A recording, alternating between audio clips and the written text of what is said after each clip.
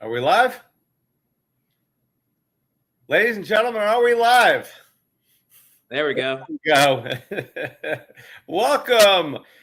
Tuesday afternoon at 9:10 on perfect timing, like Brett and Gio always are. We've got the CanesWear podcast on CanesWear TV with none other than me, and most importantly, Gio. And if you've seen Gio's post today, fantastic on X, everywhere. His instant reaction was awesome today. So great news. We are following it up with a CanesWear podcast right now.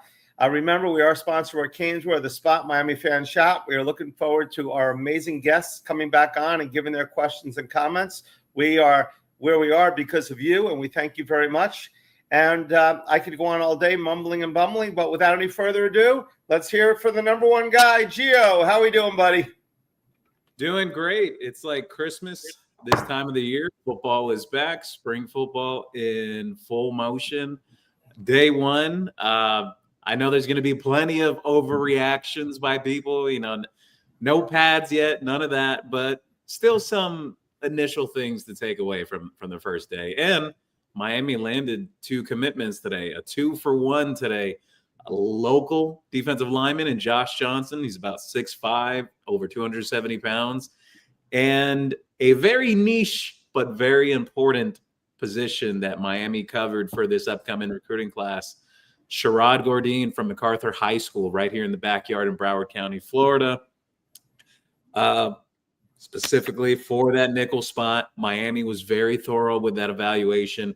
Actually, 2 of the coaches on staff had mentioned before he had committed, just kind of their thoughts and everything. I got some collective opinion from people that coach within the 7-on-7 scene here in South Florida and just their thoughts on him as well. An overall trending comparison for him, though, is Trent McDuffie, who just signed with the Rams, and one of the largest NFL contracts for a cornerback in history. I'm sure that's very exciting and promising for Cane fans. He also was a Will Harris protege. So there's a very good chance Sherrod Gordine could be coached under Will Harris at Miami. So very great stuff in general. I know the people are really here for the spring football stuff. Everyone wants to know about the team. And I think this year is a very exciting time with spring because it's a little different from last year. This time around, Miami has QB1 available for spring. Miami has the large majority of their roster in place outside of maybe 2 or 3 additions in the fall that will be arriving. This is pretty much the large makeup of what the nucleus of this team will be for this upcoming season. So, Brett, any questions you have for me from day one? I'm just excited. I try not to go ahead and get too much into this because let's face it, it's spring practice. It's day one. It is exciting. We, especially coming off the year we had and knowing what we've got going. I mean, there have been plenty of spring practice that have started. It's like, okay, we're excited. Are we going to be the same? I mean, it's been like 20 years where it really hasn't been that relevant. We thought, hey, but we're coming up back-to-back 10-win seasons. Hey, this year we won a lot more. We went to the national championship. I'm just excited. I think by now everybody believes in Mario. We were not. We believed in Mario. Last year we thought we're not an upper echelon team. We discussed about recruiting. We won a playoff game. We won 2 bowl games. I mean, we are as high as a kite right now. We couldn't be any higher unless we won the national championship. And it was a great season. And we're excited. We got the quarterback. Obviously, I want to see how the quarterback is going to do. I want to see how the receivers are going to do. We know Malachi. We want to see the defensive guys. We lost a couple of safety. We want to see the competition there. But I'm just excited to see what everybody else is. Just we want the team to be, looking good, bonding, recruits. There's so much. It's like an empty. Even though we know where we're at, it's like an empty artist board, and we want to paint it in. And that's your job, Gio. You're going to do a great job of that because you've been doing a great job of it all day. Yeah, so I'll get right into it. I mentioned thoughts earlier. I've had some extra details shared with me from today. Darian Mensah, as advertised today, from what I saw, Biggest thing to me is ball placement. Ball placement, ball placement, ball placement. Very impressive in that regard. There was one specific pass, I shared this earlier today, that it was on an out route to Malachi Tony, and the way that Darian Mensah had put touch on that pass to where, that's a route that a defensive back can jump and possibly take back for a pick six. But the way that he placed that ball, he put it in a position for only Malachi Tony to make a play on the ball, and just the arc on it too, to get it over the defensive back's head. So I thought that was really impressive in itself. He connected on a deep ball with Vandrevius Jacobs, the new transfer from South Carolina, during some of the 7-on-7 portion, which, by the way, Vandrevius Jacobs, fast as heck. That guy can really get downfield. And my early hot take, Brett, in terms of Darian Mensah and this group of receivers, and I think the tight end room will be better just by default by adding more talent. I think Miami's going to be one of the most dangerous teams in the country in terms of throwing the ball downfield, 20-plus yard passes this season. Darian Mensah was very successful with that last season with Duke, and I think that's going to translate over here. And I think the skill set is in the building to be able to make it happen. I look at guys like Malachi Tony, Vandrevius Jacobs, Josh Moore, who's this the new guy, the freshman now, Vance Spafford, who's one of the fastest guys on the team as well now, Cam Vaughn. I think those guys can really stretch the field, and I think they complement Mensah very, very, very well. And I'm just really excited for what it could be. But that is my early hot take, that just watching some of these guys up close, and I've gotten a great idea for it too over the years, because I've seen different groups come in, different players come in and leave, just the conveyor belt of sorts with the transfer portal now. But I'm really excited and bullish on this group of receivers for Miami. I think the group is going to be better as a collective than they were last year. And I thought last year's group was very good, very solid. Guys like CJ Daniels and Keelan Marion really stepped up along the way. You had other guys chip in some spurts, but I think the room is deeper this year. And Samari Wingo is a guy that, at least of the freshman group, him, JJ Dunnigan, and Jackson Cantwell, those are three guys I'm eyeing very early to potentially play a lot of snaps this year. I don't know if Wingo will start, but I think Miami's going to have a hard time keeping him off the field. So if Wingo starts, does Wingo play the same position as Malachi? No. So Wingo, from what I saw today, very likely as either an X or Z receiver, could play both. I know he played some slot in high school too, but translates more as a receiver out on the outside at the collegiate level. But I think that competition is going to be interesting because, in my opinion, look, obviously no position is ever locked in out the gate, but you'll probably have Malachi Tony and Cooper Barcade as your two guys that will very likely start. I mean, there should be no question about Malachi Tony. He looked great today, by the way. He's put on muscle and still retained his explosiveness. Awesome. But I look at like that third receiver position. I think that's going to be quite the battle in terms of like who's going to end up starting, what's the rotation going to look like. I think there's a mix of guys who could really compete for that. Vandrevius Jacobs had a really good first day, but again, a first day is first day. There's a lot that could happen through camp. Cam Vaughn also had a really good day too. My takeaway with Cam Vaughn, which I shared earlier, he was a little more lean than I thought, but longer, like in terms of his stature as a receiver. I wasn't expecting him to be like so tall. That kind of surprised me. And he could accelerate really well for a guy at his size, that he's like 6'3". So I like what I've seen. Joshua Moore will also factor in with that competition as well.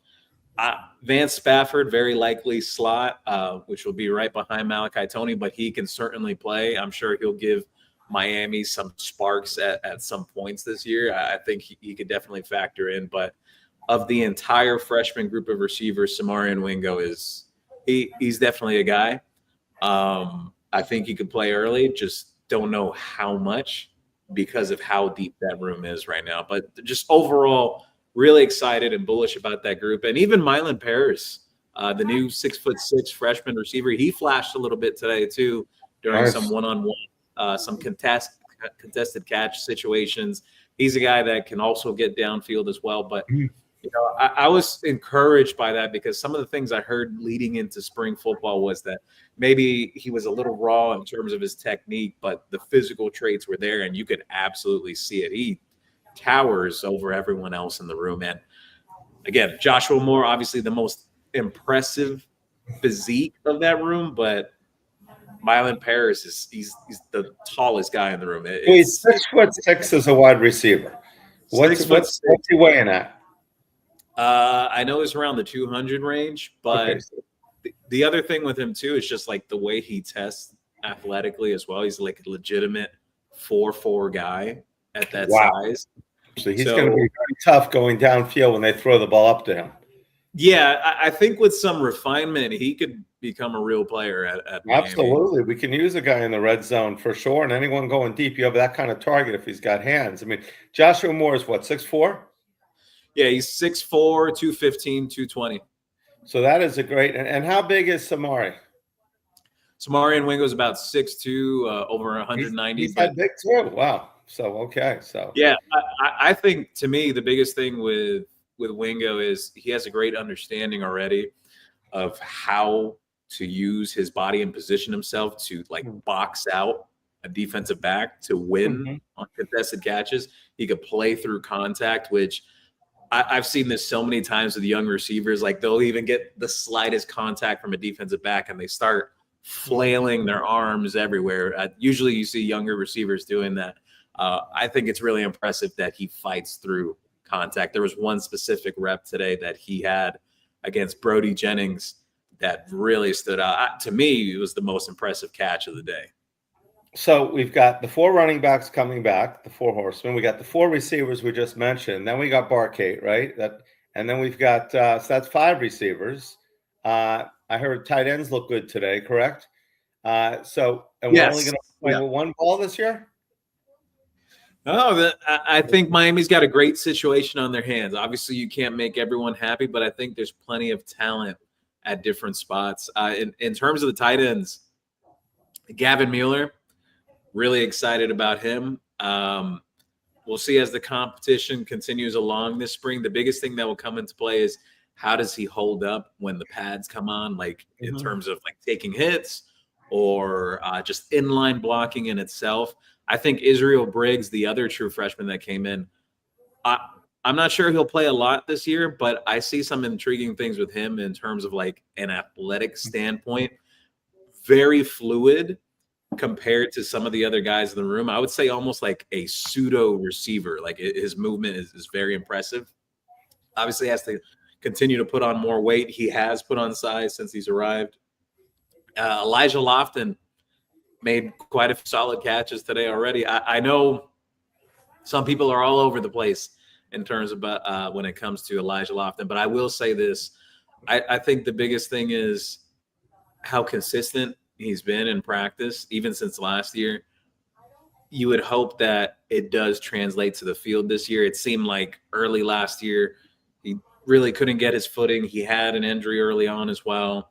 Later in the year, it started seeming like he got a little more involved, but I'm sure fans are hoping that, he takes that to the next step, that he becomes the guy that we have talked about during spring and during fall camp, how good he has been. So he's the guy that I'm going to track very closely. But the running backs group that you mentioned, Mark Fletcher, healthy as ever, still in great shape, looks very lean, strong, fast. I think he's primed for another big year, barring anything unforeseen. I think he will have another good year. Jordan Lyle, healthy, looks a little bit thicker in his upper half as well. Shamar Brown looks like he's leaned out a bit. I had heard that they were trying to get him to become a little more explosive and while still maintain the element of his game of being physical, being able to run over people and create extra yards. Gerard Pringle had a few nice runs during some inside zone drills earlier today. I'm just excited about that group. And the freshman, Javian Mallory, has reshaped his body quite a bit since arriving. Looks very much in great shape. The running back room is really impressive. I think everyone knew that coming in, but just still very excited for that group. And just to cap this off about QB, running back, wide receiver, tight end, and I'll touch some subjects on offensive line. But Luke Nickel and Darian Coleman, I think, it's day one, but I did get the chance to watch quite a bit of Luke Nickel last year. I think he's improved. He looks stronger. His lower base as a quarterback, which is very important. Much bigger now, stronger overall, in better shape too. There were some comments last year that maybe he could get into better shape or whatnot from some people. He's in phenomenal shape right now as a quarterback. I feel like he's become more consistent, and I think he scans the field a little better than he did last year. Goes through his reads a little faster. Darian Coleman in particular, I shared this earlier. I don't want people to run away with this and say oh, Gio said this or whatever. This is just day one. So you have to take this just very carefully when I mention this. The arm talent, absolutely there. The ball flies off his hand. Everyone knew that with him coming in. He has to continue putting on some size. He has put some size on since he's arrived, but he has to continue doing so. The other thing I'll mention, though, is when I was watching him, I think that he still has to improve in terms of the speed of the game, like processing things and going through his reads. And that's totally fine. There's no QB ever, as long as I've been around this, that has come in day one of spring practice and he's just going through his reads like second nature. That never happens. So for anyone that jumps out and freaks out oh my God, what? Darian Coleman struggling? It's just day one. There's going to be some jumps and progression throughout camp that he'll get better with. But the arm talent is absolutely something to be really excited about for the future, what he could potentially be. I'm really excited about what I saw from Darian Coleman, and I'm definitely optimistic about what I saw from Luke Nickel too. I definitely think that he has improved from last year. So right now, 1, 2, 3 would be obviously Mensa is the clear-cut number one. Yeah, Mensa will be the starter, obviously. Nickel will probably be 2 right now, be based on time with the team, and then Coleman or Judd Anderson is still there. Yeah, Judd Anderson's there as well. My thing with Judd is he's got a very live arm, to be honest with you. He's got a strong arm. I do think, though, there's times where he has to put a little touch on the ball, and it's not necessarily there. It's almost like firing rockets into receivers' chests at times. It's not always needed to throw a bullet every single time. That's just kind of one of my takeaways with that. But athletically, he's the most athletically gifted guy in that room. So, hey, if it doesn't work out at quarterback for him, I think he could be a phenomenal tight end. Well, those guys know the field. So first game, we're winning 50-0. If it was right now and they want to say, okay, 50-0, we're bringing in the second team, who do you think the guy is right now to come in and start the second half? If it were today, March 24th, I would say it's Luke Nickel. All right. So Luke Nickel will be coming out there 50-0. And hopefully we are blowing out teams at halftime. We can give our second, third, fourth stringers an opportunity. That would be awesome. Not only against the Florida A&Ms, Bethune-Cookmans, teams like that. We want to be able to do it against all ACC teams. Yeah. So getting all the backs opportunities, getting the receivers opportunities. So offensive line before we move along here, but the interesting development, obviously, with day one, Jackson Cantwell getting plenty of burn at left tackle.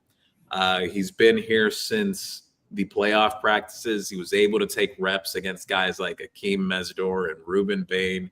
Now he's going up against speed rushers like Marquise Lightfoot and Damon Wilson and power guys like Armando Blunt, or guys that are even a hybrid between both types like Hayden Lowe.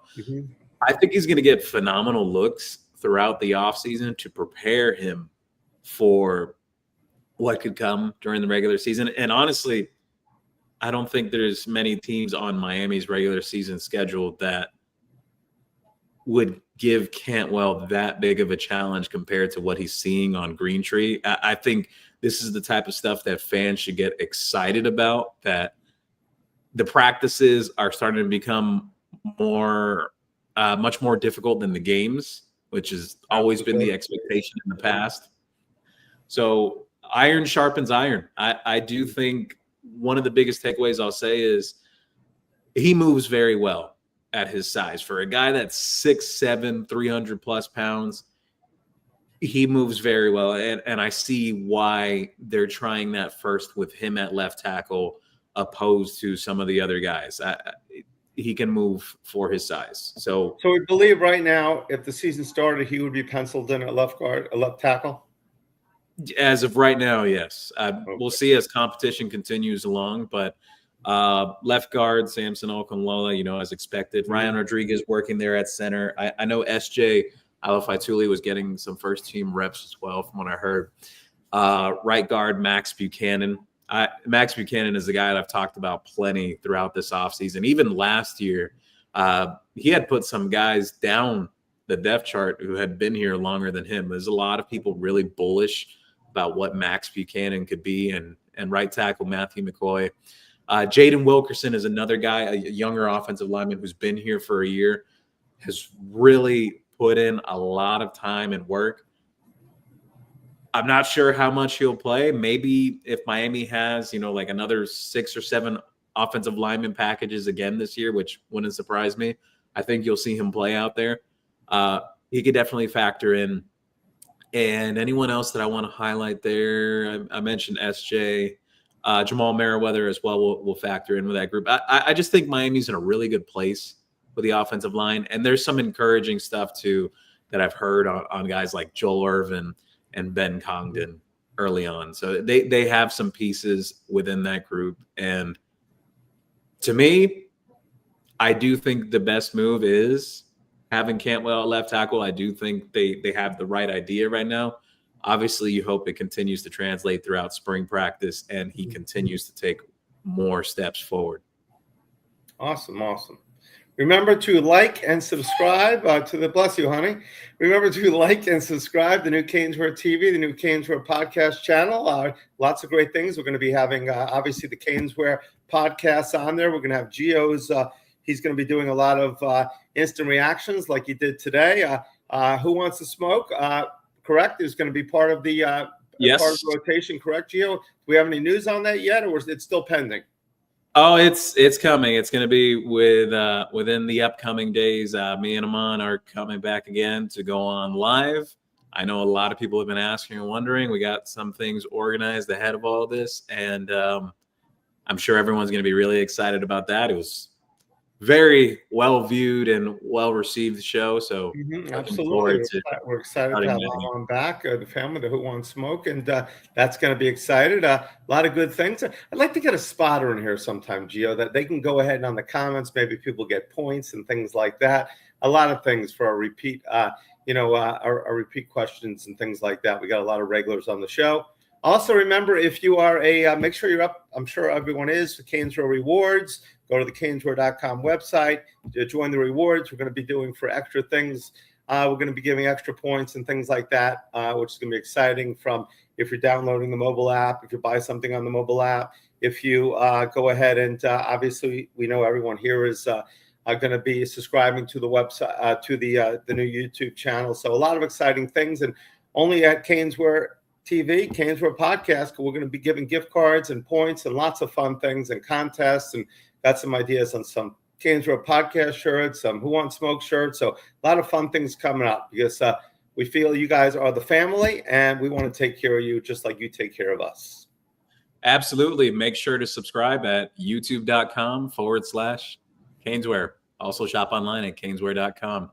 So on the defensive side, I'll rapid fire through this because I see some questions piling up and I want to get to, the community and what everyone's asking about, any specific questions they have. But defensive line, Only so much I could take away from that because they were further away from the side we were at as media for Tuesday morning. However, physically, everyone has known this. Hayden Lowe is an absolute freak show. This guy looks like an NFL player. Some people believe he could be an NFL player. Marquise Lightfoot's another guy that's taken another step in his development. He's stronger now, looks more filled out.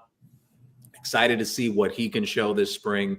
Damon Wilson looks the part as well physically.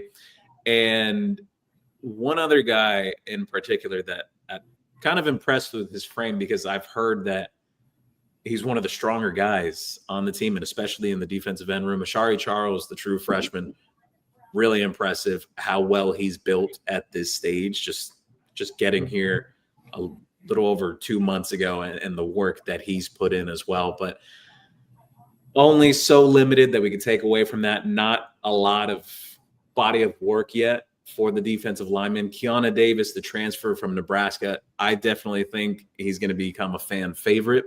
High effort guy, high energy guy. The frame looks really good too. He's put on some weight since he left Nebraska. At Nebraska, he played a little more outside, sometimes inside. He's going to play more exclusively inside at Miami from what I've heard. And Justin Scott,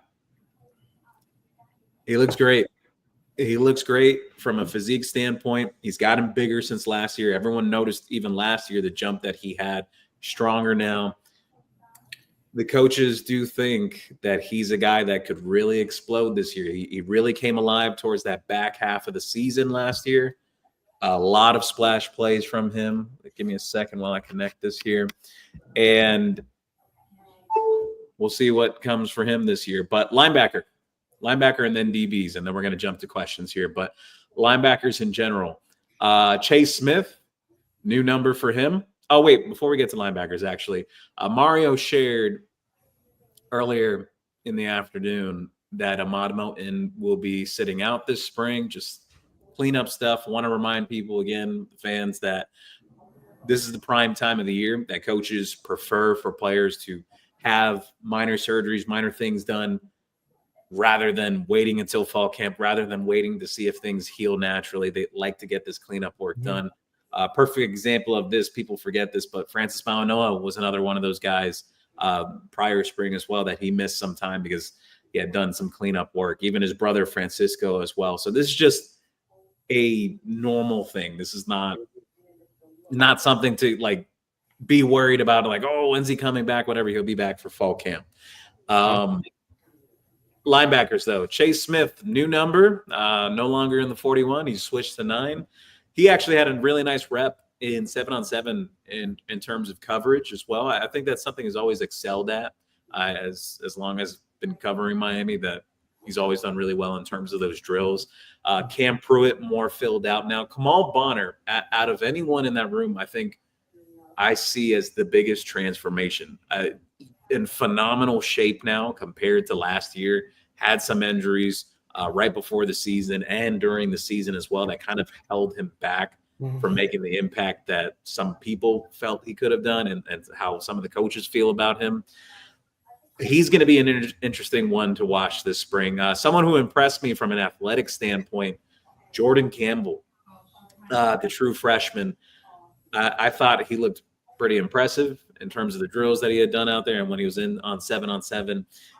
I think a guy who could shine when the pads come on because of how he is, like with his instincts and the way he plays, is Justin J.J. Edwards, the true freshman, and Muhammad Trey out there as well. So only so much to go off with the linebackers, but defensive backs, I have plenty to share about that. To me, the biggest news, and this has been discussed since he arrived during the practices, during the playoff, and I mentioned him earlier in the show, J.J. Dunnigan, the true freshman safety who could play a multitude of positions in the secondary. He's capable of playing cornerback. He could play nickel. He could play safety. Brett, I think Miami's got a special talent on their hands. And, you know, some of the early comparisons when he was coming out of high school, some people felt like, oh, Jacoby Thomas, whatever, very similar frame, very similar play style. He's much more athletic. Wow. than Jacoby Thomas was. Very similar frame, but much more athletic and much faster Wow. too. And Jacoby is one guy that when he caught the ball, it was tough to bring him down, tough to go ahead and catch him sometimes. But that's amazing. That's exciting. How big is he? What's his size? 6'2", almost 200 something pounds. He already looks the part, plays the part. We'll see when pads come on, because some guys flash early on, and then when the contact starts, some may hit that freshman wall. So we have to see. But early signs are very, very encouraging. He had two. Wow, that's phenomenal. Jacoby was one of my favorite players, and I think he's going to have a great career. So that's great to hear. Yeah, two really impressive pass breakups for him today from what I saw. And then from what I heard from some of the closed portion of practice as well, still making plays out there. Omar Thornton, I heard, shined more when they went outside onto the Green Tree Fields. But Bryce Fitzgerald in a new number. He's put on some more size since last year. Zachariah Poyser was really good during some of the 7-on-7 and 1-on-1 portions as well. And the cornerbacks room in general, Xavier Lucas stole the show in terms of the corners in general. He was phenomenal today. Really good. Tamari Brown, to me, though, if you're talking about like what you want it to look like, he looks like an NFL cornerback, Brett. Wow. Just the way he's built, just rock solid, pure muscle. The biggest thing with him is you just want him to stay healthy. Stay on the field. If he can stay on the field, that's the key. Now, is he too muscular? No, well, that could be a question, but he had a good day as well. OJ Frederic was out there as well. Ethan O'Connor was a little up and down today, but to me, it kind of appeared like Ethan O'Connor and OJ Frederic put on a little more muscle this offseason. They look a little more thicker compared to last season. The two takeaways I also want to mention about the cornerbacks room, Jalen Waters, I think he's the most ready of the true freshmen that are specifically cornerbacks. I think he's the most ready to play. How much he plays, we'll see. He had a few impressive plays today, even some reps against some veteran guys too that I was really impressed with. And the other one, Jabari Antoine, which everyone saw flashes from him late in the season last year, special teams, also getting on the field on defense as well late in the season. I'm not sure how much he'll play because of that top four group, but I think Miami has an interesting situation on their hands at cornerback where you kind of have to balance the veteran guys you have and some younger players that are ready to play and could help you right now. Chris Ewald is another that he had some nice reps today. Notice specifically with Chris Ewald, in terms of covering deep, did a really good job in terms of that, being able to track the ball and stick with his man downfield. Sometimes defensive backs get their eyes lost deep down the field. So I was really impressed with that. But overall, really good first day. You have to be careful with every single thing. It's the first day, obviously. No pads. Things will get more advanced as it goes. Pads will come on, contact, everything. We'll see how everyone responds to that as well. But solid first day overall. The energy was high. Mario was super pumped. Players were excited in general. It was a great first day, Brett, honestly. Oh, and last thing, last note, I mentioned this earlier. One of the most important things, and I hate to keep on kicking a dead horse about this, but there was an emphasis on day one with special teams units. Wow, that's what I want to say. Finally. Yeah. There was a very big emphasis. They ran it up quite a bit. Hate to say it, but we would have had an emphasis on it last year. Who knows what would have happened? But special team is something that we have not excelled in for so many years, it seems like. And hopefully we can get back to that. Who's our special team coach again? Coach Coulter. Coach Coulter. All right. So excited if we can get special teams going along. There's obviously the offensive side of the ball, the defensive side of the ball, and special teams, which is key. Sounds like the way you were describing the defensive backs. I mean, could we be, DBU again? Because it's been a while since last year. Brett, I think we had a great season, as we're going to see the NFL draft, Keontae Scott and Jacoby go. But I think we're getting even better and better in the secondary. Yeah, Zachariah Poyser will be the leader within that safety room. Guys just really gravitate towards him. They love him. Cornerback room is phenomenal, and just even getting Bryce Fitzgerald back, and you add Omar Thornton and Conrad Hussey has some ability to, and you bring in a guy like JJ Dunnigan who could be a special player, potentially special player if things continue to translate with pads on. That defensive back room is deep, Brett. The deepest it's been since the early 2000s, honestly. Just talent perspective, and even on a consistency perspective, because there's been some talented groups before in the past, or like you had like one or two talented guys, but the consistency was always the key. And there's consistency with those units, and I think it all starts with Will Harris and even Terry Jefferson as well. All right. Exciting times. I mean, first day of spring, we had pro day yesterday, for which we had over 100, 102 or 105 different people watching. We had all 32. Yeah, over 100. There. Exciting that, 4 years ago, was it 2022? We had a 7th round draft pick. That was it, if I'm correct. John Ford, yeah. And now we're lighting up the draft. Every team is coming. We got people from this isn't Ohio State. This isn't Alabama. This isn't Michigan. This is the Miami Hurricanes, and people are paying attention. So whatever we thought about Mario, thinking he can recruit, he definitely can. And it seems like last year he proved he can win. Didn't get the big one, but we got awfully close. So I think everybody, if you're not excited about the orange and green this year, then wake up! I think Juan Manuel said, Brett, you got to get excited. Wake up, kids! My wife's hysterical. Absolutely wake up. The other thing, Brett, I just think the roster is constructed very well.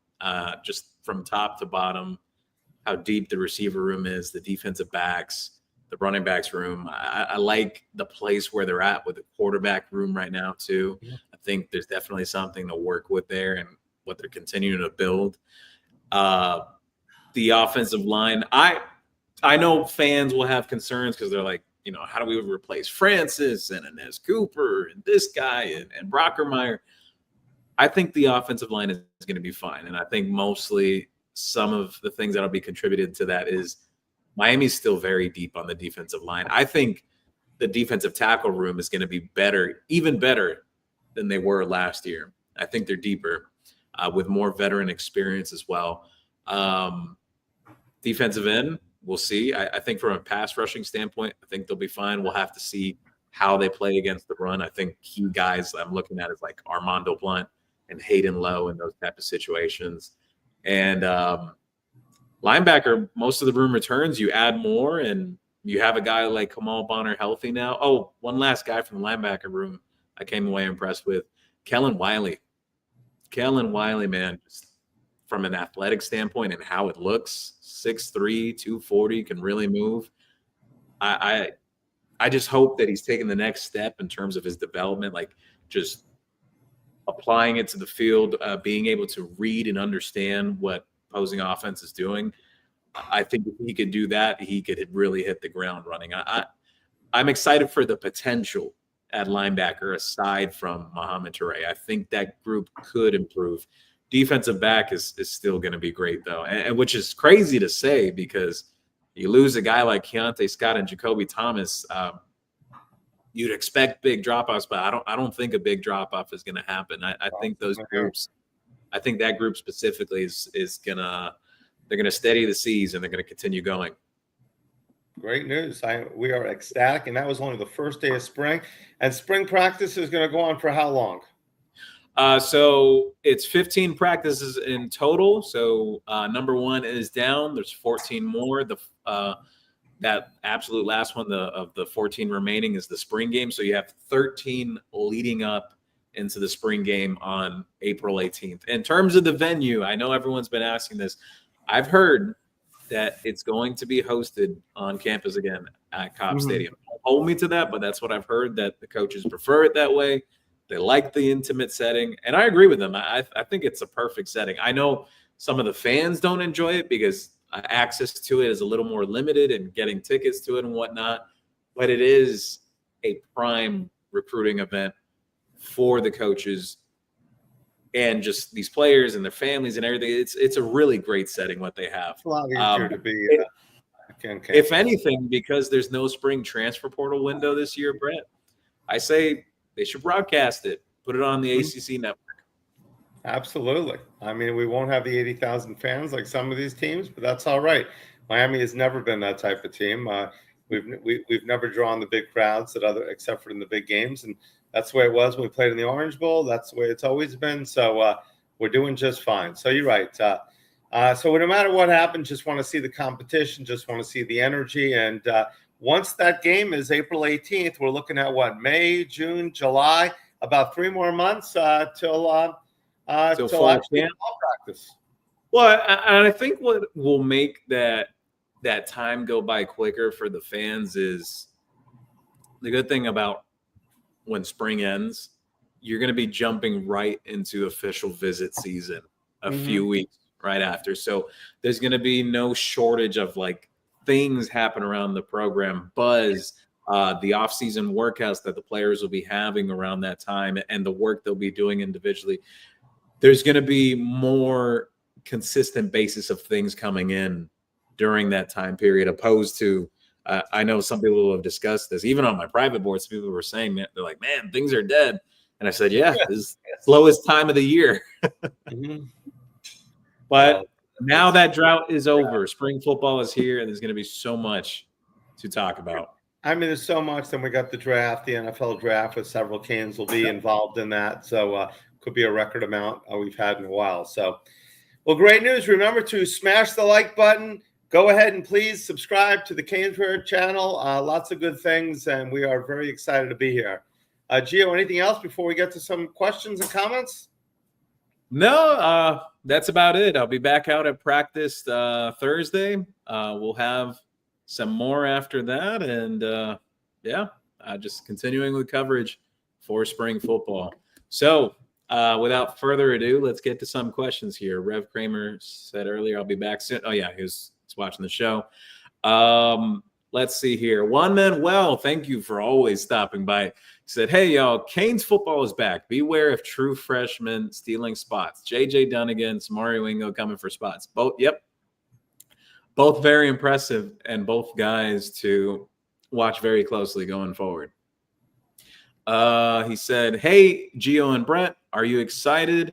Come on, Brett, show some emotion. Let's go, Canes! Let's go, Canes! Let's go, Canes! Sorry, honey.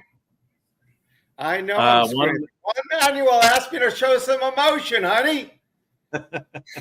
We also shared here, hey, Gio, heard Keona Davis, the defensive tackle transfer, looks huge, even 300 pounds. Yes, right around that range. He's put on some size since he was at Nebraska last year. Miami has J.J. Dunnigan, Wingo problem. These two didn't get the memo.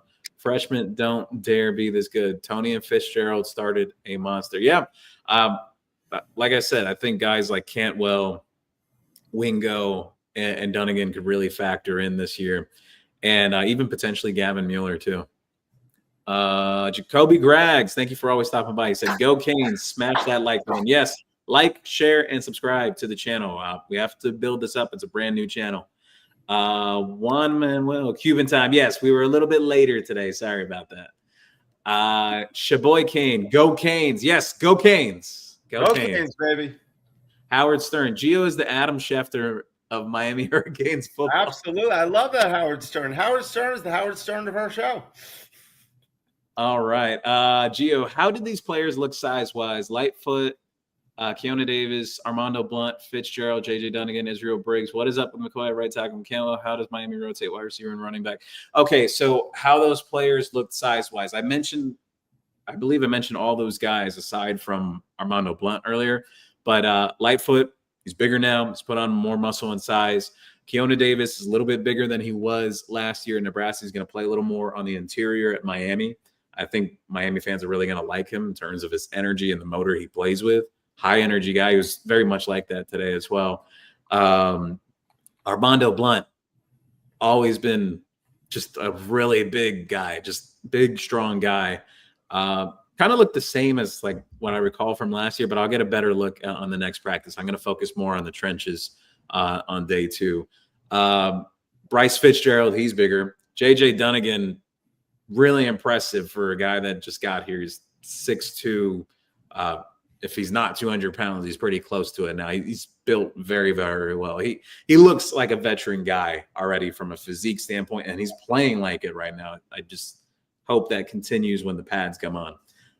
Israel Briggs, he's put on size since he's arrived. And I mentioned earlier what I thought about him was that from an athletic standpoint, I think he's like the most fluid guy in that room, almost a pseudo wide receiver of sorts that I think he's a tight end in the future that you could see that they're going to flex him out. They're going to use him maybe a little different from the other guys in the room. But I definitely think, I don't know if it's this year, but I think by next year he could be a guy that could really contribute on this team.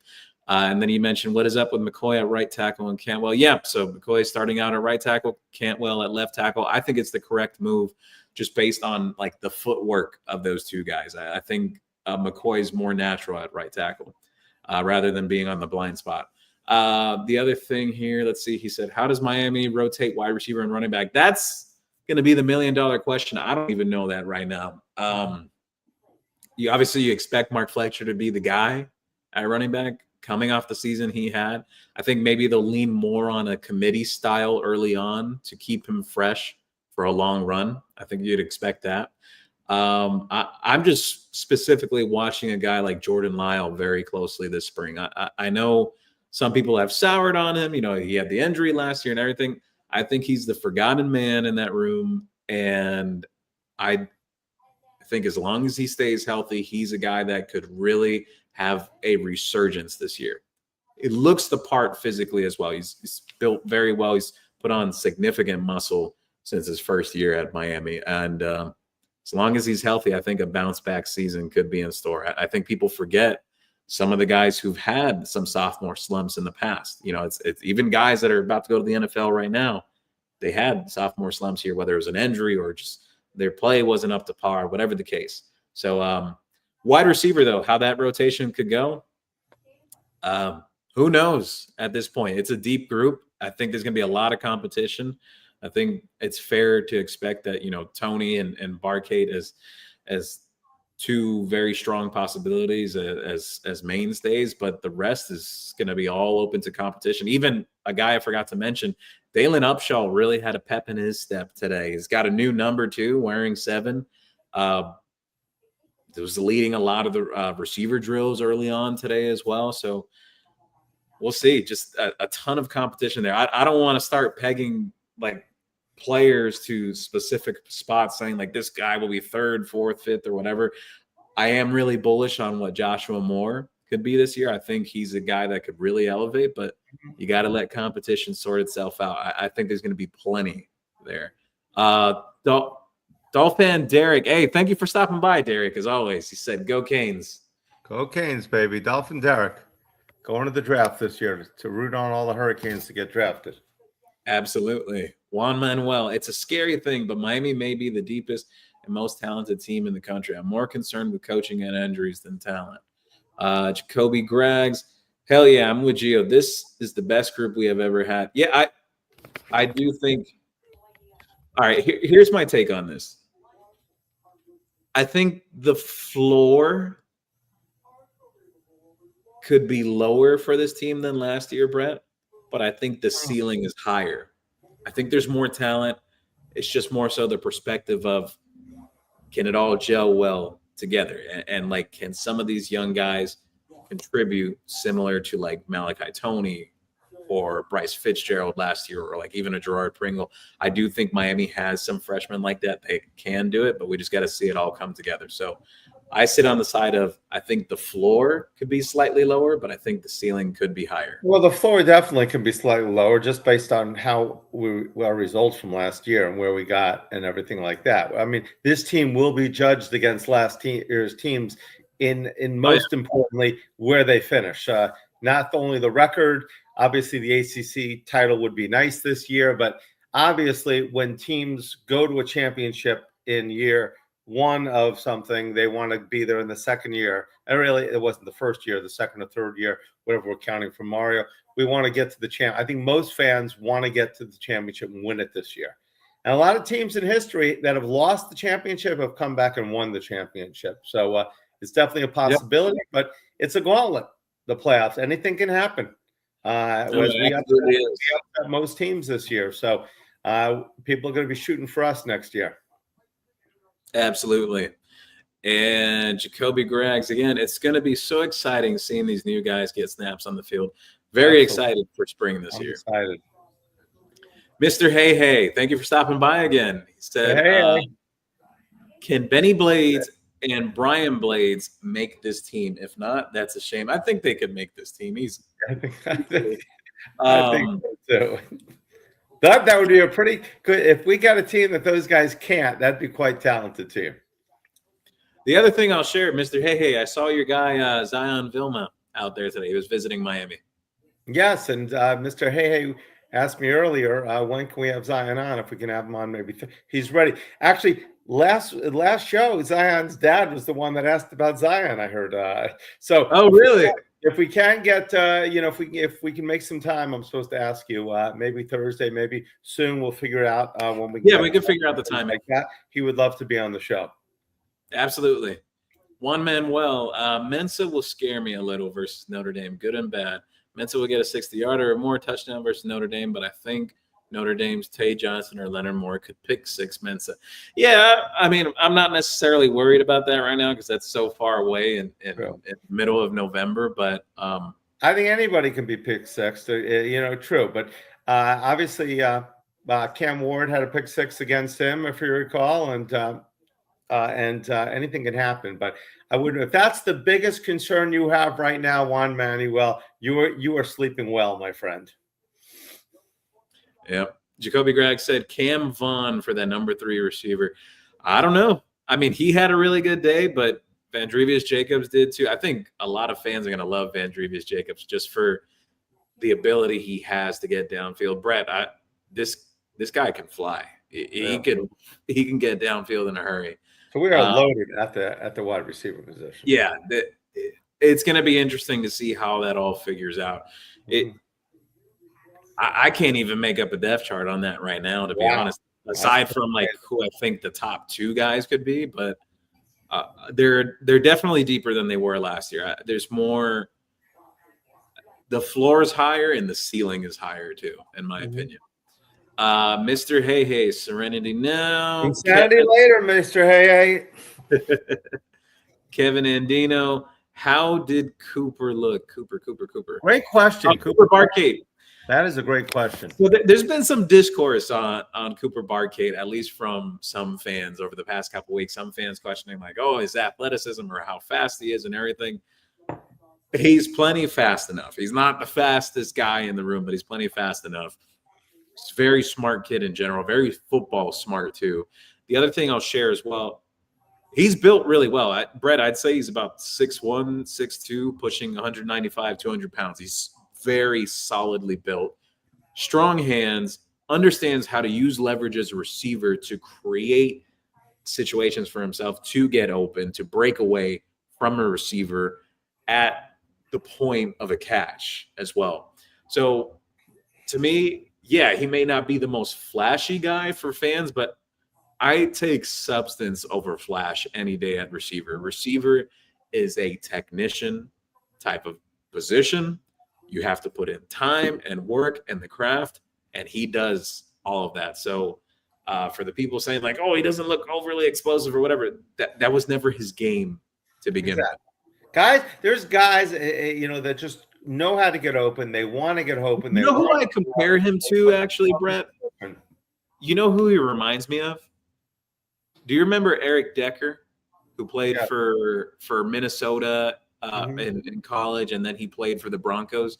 He reminds me of Eric Decker, and Eric Decker was a really good receiver. Absolutely. No, it's like, I compare wide receivers and catching a ball to a rebounding in basketball. A guy that wants it is going to get it. I mean, Dennis Rodman was not the biggest guy, but he can get any rebound he wanted to. even though what was he 6'8", 6'7"? Charles Barkley as well. It's at 6'5". You want the rebounds, and you know how to position yourself. A wide receiver as well. You get in position. You want the ball more than anybody else, and you're going to get the ball. And if you got big, strong hands, you can pull it down. I mean, there's a lot of guys that are not the greatest athletes, it seems, that can star at their positions. Howard Stern, when do the pads come on? That's when you really know who's making moves. So you got the NCAA acclimation period, which is about, from what I recall, it's supposed to be like 3 practices, and then they could start putting the pads on. So by this weekend, they'll start putting pads on. And in terms of a scrimmage, the first scrimmage will probably be next weekend. Very likely to see that. It's like the NFL Combine. Those guys are running around without pads. There's great athletes. They look great. And then a guy flops. 100% correct. We need to make sure that these guys, and nothing matters more than actually in-game scenarios. Yeah. Juan Manuel, Gio and Brett, while impressive as Cooper Barkett is with Mensa connecting us, I still think Wingo and Vaughn are too talented for Cooper Barkett not to at least share snaps. More will be pushed by Harris and everything. Yeah, I do think there's going to be a healthy rotation at the receiver spot. I'm not saying that, Cooper Barkate's going to be on the field 24/7, and neither is Malachi Tony. Those guys will get some breaks in between. But always, at least I've noticed the Shannon Dawson system, at the normal amount of guys they've actually played, like actually playing, it's anywhere ranging between 5 to 6. And then sometimes in some big games, they even shorten that rotation too. So we'll see. Deep group overall, though. I couldn't even figure out right now to give you a definite like top 6 or top 7 of how that group would shake out. You got to let it play out. Mr. Hey Brown was injured today. I don't want to talk about injuries right now. Juan Manuel, Gio, Wingo, Vaughn, and Paris are great. Each will challenge Cooper Barkate and Josh Moore if they don't bring their best consistently. Agreed. Plenty of competition. We like competition. Mr. Hey said, Brett, Fletcher TV. It's gold, Brett, gold. I like it, Mr. Hey. Gold, baby. Juan Manuel, Brett, who are your starting 5 in the offensive line? Gio, yours. And then Juan Manuel said his is, what did he put down here? Hold on. McCoy, Max Samson, Merriweather. That's what he put down. Brett, you have one or no? I'm not there yet, but this, I never like to pick out individual players. A lot of guys come to our store and things like that. So I think your choices are excellent, Juan Manuel. I don't want some parents saying to me, Brett, you didn't pick my son? So I think those are excellent choices. You asked me my opinion. I do think Jackson Cantwell will win that left tackle job, just ultimately. I'm going to go with left guard. I think Samson Okunlola will stay there, and I think he's going to have a really good year. Center, I'm going to go with Ryan Rodriguez. I think people are not giving him enough credit. Yes, he's had injuries and everything, but he also has a lot of experience. He's played a lot of snaps. And next after that, right guard, I'm going to go Max Buchanan. And right tackle, Matthew McCoy. And then I think some of your swing guys on the offensive line that you could see them rotating in at certain points or in a pinch if someone gets hurt or potentially as a 6th or 7th offensive lineman on the field. I think those guys will be your like Jaden Wilkerson or, oh my goodness, the other guy I'm forgetting now, Jaden Wilkerson, S.J. Alafai-Tuli, and Jamal Merriweather. I think those will be kind of like your swing offensive linemen. I just want to stay healthy, and a lot of interchanging parts will be great. Mr. HD shared Buck Ortega, Gio. I remember Buck Ortega. That was absolutely. Sean Taylor's high school quarterback. He ended up converting to tight end at Miami. He's a great athlete. Canes Jones, thank you for stopping by as always, Canes Jones. Good evening, Canes. Brett, it's the first day. A reach freshman has 9 games to play without losing. Yeah, that's true. They've actually approved that yet already? So it's 9 games instead. Wow, that's phenomenal. Yeah, I think I thought it was still up for ballot. I wasn't sure if it was approved yet. I got to double check. So you can But play 9 games yeah, and still be redshirted. So you go from 5 to 6 or 6 to 7 years. Mr. Hey shared, Brett, I got the Airbnb for the Notre Dame game. Gio, Hey, good to hear. I'm ready. He also said, Gio, thank you for the early afternoon show. Absolutely. There's going to be more of that, more of those quick instant reaction things. It's just things that roll off the top of my head that I just saw. So we love that. That's a great. Be more of it. Howard Stern, basically, it's official. Jefferson is the new cornerback coach. The coach from MacArthur just told me. Yeah, I'm not going to go into details on that, but I do expect him to ultimately have the job. Jacoby Graggs, if it is Howard, I ain't mad at it like how he was coaching. Oh, yeah. Yeah, no, Terry Jefferson's always been a fiery guy. He's a high-energy guy. Look, here's the other thing I'll share. For everyone that loves Keontae Scott, you know who worked with him the most? The 2 coaches that worked with Keontae Scott the most last year? Terry Jefferson and Will Harris. Both are still on the staff. Awesome. Mr. Hey with a U. Howard Stern. Did Mario, we got to trust, but I will say these are very iffy hires. None of these coaches have any recruiting background. None of these coaches have any experience. I'm going to push back on that a little bit, Howard Stern. Actually, when it comes to Vidi, the tight ends coach, highly regarded as a coach overall, actually won the Joe Moore Award as well at his previous stop at Army. The only reason why he didn't leave was that he was an alum there, and it took a very significant job for him to jump at and leave from Army. He's had offers before in the past. The other guy that won the Joe Moore Award with him is now a head coach at Central Michigan. So the other thing I'll share too is I know someone personally that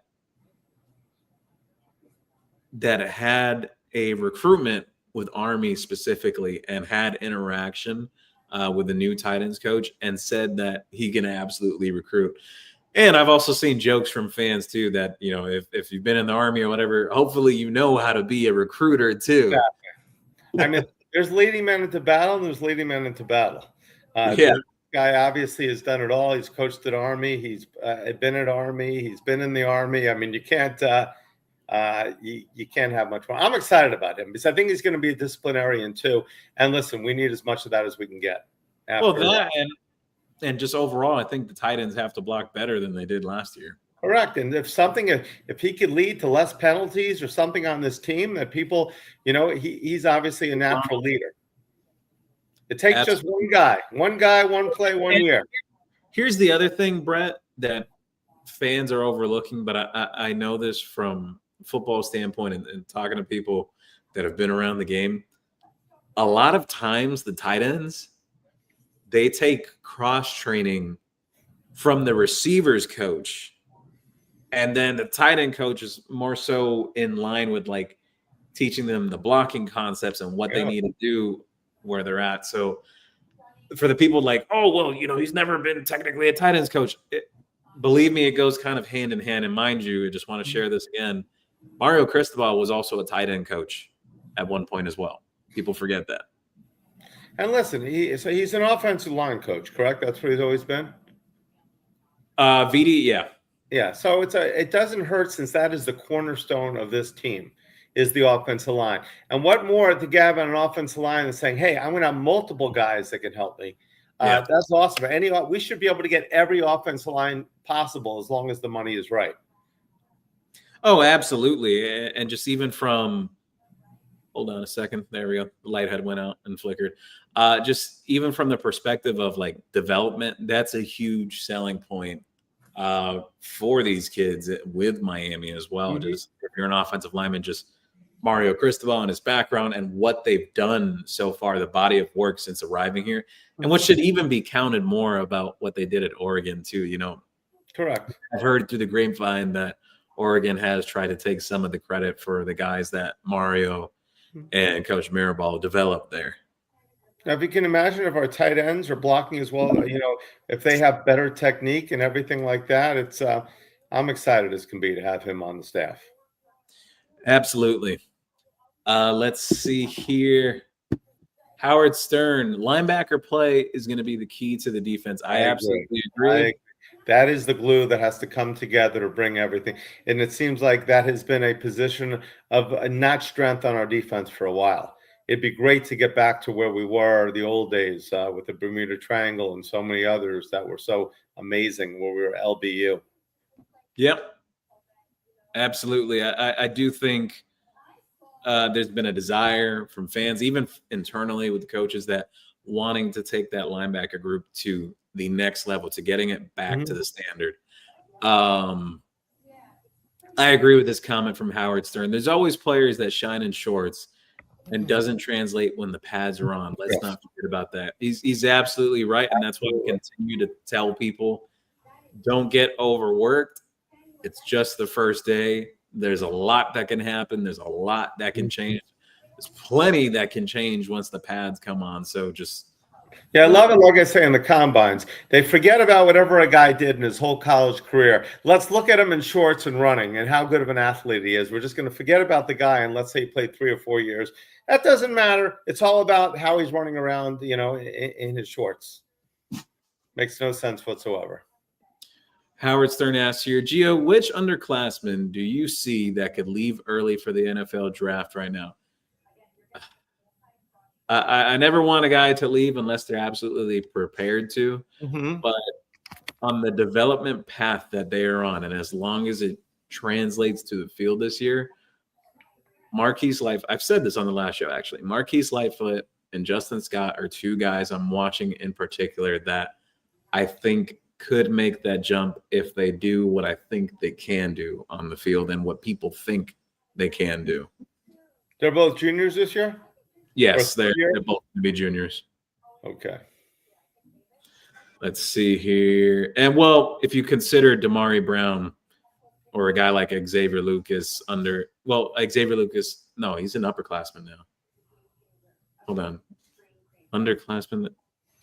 Yeah, even guys like Xavier Lucas or OJ Frederick or Damari Brown, I think those guys are capable of have a great year and then move on to the next level. Mr. Hey said, "Let's go CanesWear. Panthers win." Yes, absolutely good. Panthers win. They still won it? Who knows?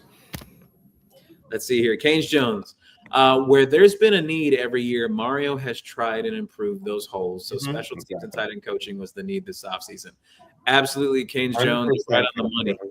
You're right on the money, and I've shared that several times, that the biggest thing you have to be appreciative for as a fan with Mario Cristobal as head coach is that you're absolutely right that when there has been a problem or a glaring need for something, that Mario has addressed it relatively quick, that within that next season it gets addressed. The first year people said, oh, Coach Mirabal said the offensive line would never be a weakness. It's a weakness this year. The very next year, that offensive line completely changed. They brought in guys like Javian Cohen, Matt Lee, Francis Malinois arrived. There's big changes. Nez Cooper took the next step the following year. I'm a big believer in terms of how Mario addresses things. Is it always the fastest approach that some people ask for? No, but I do think it's methodical and very thoroughly thought out. Mr. Hey, I told you that last week. It's at Cobb Field. Yep. Juan Manuel Gio. Notre Dame thinks they have the best secondary ever with 3 potential All-Americans: Leonard Moore, Tay Johnson, Aiden Schuler, which those 3 could be. ND will be surprised UM may match them. Yeah, I don't think Aiden Schuler is an All-American. I do think he's a good player, but Leonard Moore is for real. I absolutely agree on their take with that. However, we'll see. We'll let everything be decided on the field. Didn't they think they had the best defensive line last year? That didn't do much for them. Didn't they think they had the best running backs? That didn't do much for them against us. So they can feel whatever they want. In Coral Gables, they have a plan. Yeah, the generational running back that they talked so much about, he only put up 33 yards. So I hope he lights up the NFL, and it'll just show how great the Canes the Canes defense was. Yeah. Notre Dame faces no competition. I agree with you, Mr. Hey. Yeah, so they're automatically in. I think if they're a top 100 teams, something like that. Howard Stern said, that's strange. Oh, No practice tomorrow. Is there a reasoning for that? Just no practice tomorrow, but Thursday and Friday there will be practice and Saturday. So yeah, just the break in between. Having Judd Anderson next to Coleman just doesn't look right. Pause. Oh, come on. Don't be rude. Jacoby Greg's laughing. Howard Stern. Brett, can we get Who's Your Daddy t-shirt state champs with Mario's face on top of the Florida State and Florida Gators logo? actually, I would like that. That'd be kind of cool. Who's your daddy? They do hit us a little bit when we want Mario's face and things like that. But I'll take that under advisement and see if we can get something like that run. Great idea. Who's your daddy? Juan Manuel asked, Gio, can you talk about the 6'8", 300 pounds rugby player who would be a summer 26 enrollment? Yes, so you're talking about Jeff Jiwa. That I think it's Jiwa, how you pronounce the last name. But yeah, he was on campus visiting today. He's almost the same size as Markel Bell. Actually, he's about. Is he the one that took the picture with Francis and they talked about he's from? Yeah. Okay, so yeah, so he's that big. He's 6'8", 300.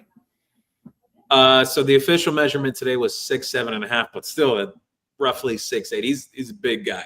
What is he in high school? Senior?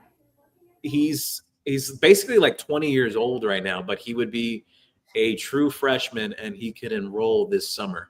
Wow. And Miami was the first school on him. Then a barrage of other teams tried to come into play. There was a school, I forget the name now, but the report came out today. Someone shared it that there was a school trying to offer him a ton of money before he got to his Miami visit. And he said, no, I want to see Miami first before I make a decision because they were the first school to offer me and believe in me. So he's 20 years old. He'll come in ready at 6'8", 300, and he's athletic and powerful. Yeah. Wow. We need that guy. Maybe he can play. He'll need some refinement because he hasn't played a ton of like American football, but the guy is physical. He's athletic freak too. Brett, you should see some of the videos on this guy. It's really impressive. Maybe he can go two ways with basketball too. The guy is he's a rugby player. That's one crazy sport. Trigger One from YouTube asked, did Josh Moore practice today? No comment. Jacoby Greggs, Josh Johnson, what a get. Yes, I agree. I think it's very underrated get. To me, the guy I like the most between the two they landed today, I'm a big fan of Sherrod Gourdin. I think he's going to be a big-time player at the next level. Miami was very thorough with that evaluation, and they're a big believer in what he could do. Will Harris is a huge fan of him as well. He used to be a great pitcher for the Marlins, too. Yeah. Mr. Hey, let's make early shows. Yep. Hassan, Gio and Brett, I don't want to say I told you so, but Mario is building a monster in Miami. You know what? Hassan's right. He called it out even when the whole SMU debacle happened. He's stuck on the train. He said, watch, we're going to make it. We're going to make it. Even that he got me that at a certain point about 2 weeks after that, I started hopping on the train saying, hey, I do think Miami could get in. He said, I totally agree with you. I said the next week, I posted it on X, I posted it on Facebook, that if we blow out every team, we will get in 100%. I was sweating it at the end, though. But Hassan was, when we were on the rare moments that we were negative, which Gio and I are rarely ever negative, and everybody was negative, and we fell for it a little bit, and I was angry, and he's right. I mean, and I'd like to say, because Gio and I were so upset with Mario, it was what changed everything. I'd like to say we had that power, Hassan. That's what I'm going to stick with right now. He shared here, in a few years, people will be talking about Mario like they were talking about Saban. He said, I swear I'm not drunk. That'll be great. If they're talking about like Mario, like Saban, I will be the happiest guy in the world. Howard Stern, you really got to give Mario his props. Always been 3 to 4 years ago. We didn't even have 10 people for Miami's Pro Day back then. Yeah, really? Wow. The program has changed so much since he's arrived. I like to think, that he kind of built upon the flashes people saw when Mark Richt got here, but much more advanced. I think Mark Richt really got that ball rolling, and then Mario just took it to a whole different level. Mr. Hey Hey, the whole team looked very big today. Yes, they did. Yes, we are huge. It looks so different compared to when Mario first got here. Actually, this is a funny story, Brett.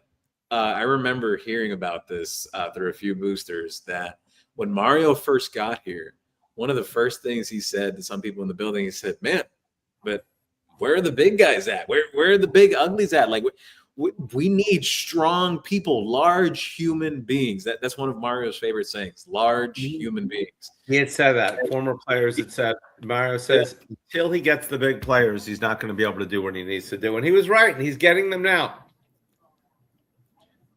Let's see. Howard Stern said, Ethan O'Connor is going to get past on the Dutch watch. That's not nice. Howard Stern. Mr. Hey Hey. Brett, Mr. Hey Hey shirts. It's sponge-worthy. Yes, definitely. We definitely got to have the sponge-worthy Mr. Hey Hey shirts. And you're... Juan Manuel said, hey, take a minute to hit the like button and subscribe. There are a lot of people for the amount of likes. It needs to be higher. I agree. The likes need to match more of the views. I absolutely agree. Yes, like, subscribe, lots of good things, and we agree. We need to be higher, and thank you. We are excited. I'm not going to say we're going to be number one yet, but stay tuned. Jacoby Greggs, ride. You are the originals. We appreciate it. Yeah. Jacoby Greggs asked here, why wasn't Shannon Dawson at practice? He was, actually. Shannon Dawson was at practice. Was he? Yeah, he was there. He literally passed right by me. It was where he was talking with the receivers at one point.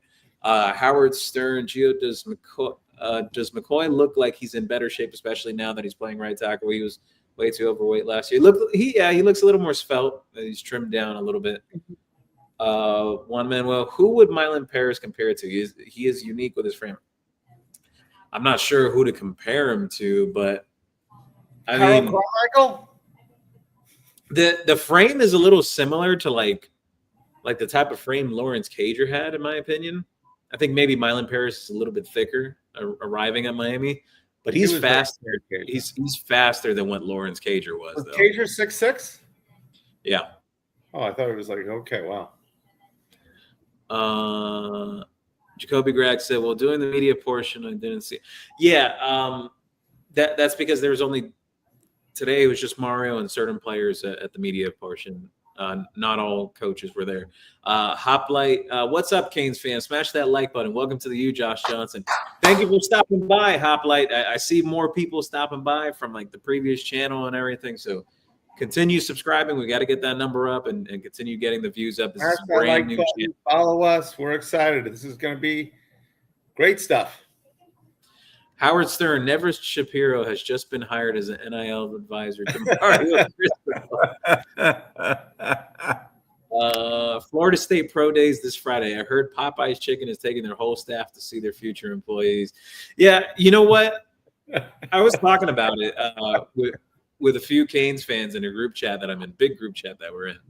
And really big. It's an incredibly big, large. So some of the comments there, is like the stuff about Pro Day and whatnot for Florida State. And I shared this, that my thought is this when it comes to Florida State. Yes, they're down right now. I personally don't like it that they're down. I think it's better for college football when Miami and Florida State are competing for national titles.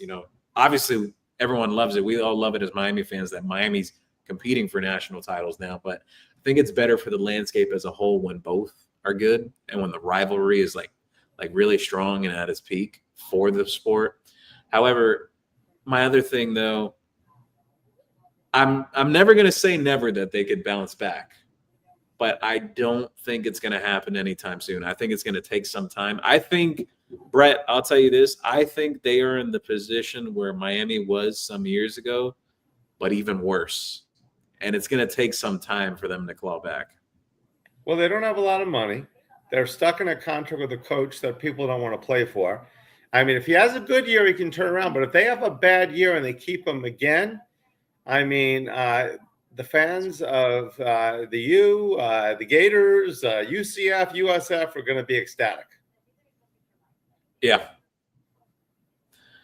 Let's see. Good comparison, Gio. Proud They did cat. beat Alabama last year. They did beat Alabama last year. True. But I think Alabama just wasn't prepared for that game. Proud cat dad of 8. If we don't play more receivers or include more of them in the rotation, you will lose more than a few of them after this year. I agree. Mm-hmm. It's tough. There's only one ball. Not everyone can get it, so they got to find that balance. There's 4 running backs. I mean, that's another thing. They got to get these guys all. They all came back. They got to get them all carries. All right, so one Manuel asks, is Vandrevius Jacobs more than a deep threat? Yes, he is. He's very good in the quick game as well. Does he have other routes that he runs? Because in his highlights, he has some nice underneath routes. Yes, you're correct. Catches and run after. The one versus Clemson was majestic. Yeah, I think fans are really going to like Vandrevius Jacobs. He's very, very fast. Very, very fast. I think he'll definitely be someone that fans enjoy to watch this year. And he actually has multiple years available. He has 2 years. Jay Easler. So do you think we rotate at wide receiver from start or towards the end of the season again? I think the rotation will be more from the start. And I think Miami kind of saw that along the path this year, that you need to keep those guys fresh and you need to give different looks too. You can't get so boxed in to just a couple guys. You got to give different looks. On the field, it seemed like 80% of the time. Would you say that at least? Yeah. Malachi won't leave the field that much. That'll never really happen. Because of how dynamic he is. But I do think they even realized along the way last season that you got to mix in some other guys into the group. Jay's there. Let's see. He also shared, do you think we rotate our – oh, yeah. No, he already asked that. One Manuel. Cooper Barkate reminds me a lot like Wesley Carroll, 89, 90, same size, athletic, outstanding route runners, medium range receiver. Gio, if you'd watch Wesley Carroll, he was a craftsman of a receiver. Yeah, he was a phenomenal player. He was phenomenal, Wesley Carroll. Underrated. I mean, I wasn't alive back then. I wasn't even born. I have watched a bunch of the old tapes from the teams back then. Very good slot receiver in general. And the other thing is, I do know that he came out of a JUCO as well. He was a JUCO product. Let's see here. Gaines Jones. Great answer, Brett. It's about the money over options. Yep. Money counter 305. Hey, Gio and Brett, do you think Jason Taylor gets one of his top targets recruits this cycle? Doesn't seem like in 2026 we got that premier 5-star edge. Well, it depends on what you think of that, because they were really excited about Ashari Charles, and he took a big step his senior year. But I do think they can get a 5-star pass rusher this year. Potentially 2, but I think it's safer to say 1. Juan Manuel said, is there going to be a Thursday show? Yes, there will be a Thursday show. Stay tuned. Put it in your calendars. Thursday, we're going to 9 o'clock again, Gio? We're going to go. Yeah, around 9 o'clock, yeah. 9 o'clock's a good time. Everybody else is giving their information, and then we come up and back cleanup. Jacoby Graggs already approved that rule. Lance Leggett, now that's a major throwback. Juan Manuel. He already approved that rule? Is that the rule? Is that the 9? Is he talking about the 9 games? Yeah, I believe so. I wasn't sure about that. What an amazing thing. Absolutely. 9 games. So that's obviously player positive, but I mean, you don't have to limit these kids. That's great. And then they can make their decision. Yep. Juan Manuel, who would name their son Buck? Dear lovers, have gone too far. I was talking about Buck Ortega, but I think that was just his nickname. I don't think that was his first name. Trigger 1. I'm not understanding why people still don't trust Mario. He got us better every year. I agree. I agree with you too. As long as he sticks with this and he doesn't go back to what he did at SMU, where he, just some of those things, the calls late in the game, it's but I think he has learned. I think Mario, somebody spoke to him, told him, listen, Mario, and I think it's going to be smoother sailing from now on. Yeah. Let's see here. Who do you guys think will be the tight end with the most targets and most catches this year? I think it's still going to be Lofton, but I think it's going to be a shared situation there. If I had to predict the guy, I think Gavin Mueller is going to. Somebody said on your instant reaction, I think it was Howard Stern, didn't he, that he was guaranteeing that Gavin Mueller would be getting the starts after week 6. Is that something I saw? Oh, I can't even remember. So much happened today. Gavin Miller. So we'll see. Hopefully, we got 2 guys battling it out, and everybody stays healthy in the tight end position. Juan Manuel, that 9 game was put in not for freshmen, but for players who are quitting on the season after the first 4 games. Now it doesn't make any sense if you're going to transfer now to at least play and contribute. I agree. You're absolutely right about that one. But however, I do think there are still going to be some players that at some point they're just going to say, I'm out, I'm done, or whatever. I'm just going to sit. I think some players are still going to do that. I wonder how good, if there was somebody keeping stats, like a Bill James of college football, or somebody comes out and figures out something like, how do players play once they've quit on a team? Because a lot of times once a quitter, you're always a quitter, and you're always bouncing around from team to team to team. So if you have 9 games to play now, there will be people, you're right, after 4 or 5 games, I'm not going to do it anymore. I don't want to be part of this team. But I wonder how that is going to look in their future and how they're going to play. I'd be interested if somebody was following those players around. Yeah, well, there's definitely been quite a few players in the portal within the last 4 or 5 years. There's one in particular, I think his name was TJ Finley, the quarterback. He had been to like 6 or 7 different schools, just insane stuff. At that point, it's like, why are you even doing that? It's for another example, Brett. There was a kid, a linebacker last year, state of Florida. His name was Isaiah Williams. The kid had been committed to like 6 different programs. Like, wow, people take you unserious at that point when you do exactly. No doubt. There's been some success. We had the player of Miami a few years ago that played on our Elite 8 team. I don't know if the Final Four team, the kid looked like he was 12. I forgot his name on the basketball team. Oh, I know exactly what you're talking about. Yeah, it was great guy, but I think he was at 5 different schools. Yes, I forget his name. Charlie, was it Charlie? Charlie something. It was Charlie something. Somebody will want to crack shot. But yeah, but he did. But he was on our team, so it was okay, and he did play amazing. Was a big reason why we got to where we did. But I think football is a little different than basketball, though. Yeah. Let's see. Howard Stern said, "That's true, Gia. I remember when I went to Green Tree, and Kellen Winslow and everybody else was always 80% of the time with the wide receivers coach." Thank you. Thank you very much. This is the thing that has driven me crazy about people with the tight ends coach saying, but he didn't even coach tight ends before. The tight ends, at least for a lot of like the receiving concepts, they are working with the offensive coordinator and the receivers coach. Interesting. People got to stop it. It's just discourse being put out there that just does not make any sense. People always looking to stir things up. Shaboy Kane. Howard's been tripping. Let Mario do his thing. Howard wanted Pat Surtain. What has he done besides be a great player? MJ is the GOAT, but was a sorry owner. He just wants a big name coach. Well, to Michael Jordan's defense, have you seen what he's been doing in the racing scene? I mean, I don't know how much is that as Michael Jordan. I mean, he's won 4 races this year. He won the first 3 ever, but he's I mean, how much is that as Jordan? But you know what? Jordan is a motivator. Obviously, he takes it seriously. Guys, he can impress him. Obviously, he never did it with Charlotte in basketball. He was the owner of Charlotte, correct? But who knows?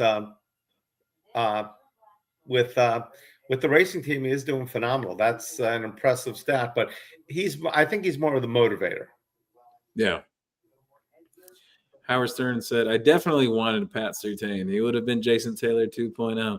Yeah, I like Pat Surtain too, but there was a reason why he didn't come there. That's for sure. Because Surtain went to, obviously he went right after Rump, but we've got Rump, and Rump was the coach there, right, at Heritage, and then Surtain went there right after. Yeah. Correct? So we had the line going. So for whatever reason, I would have loved Surtain. Let's see here. Hassan shared, Gio and Brett, have you guys ever thought about traveling shows? If you have, Toledo, Ohio is a good place to start. Have it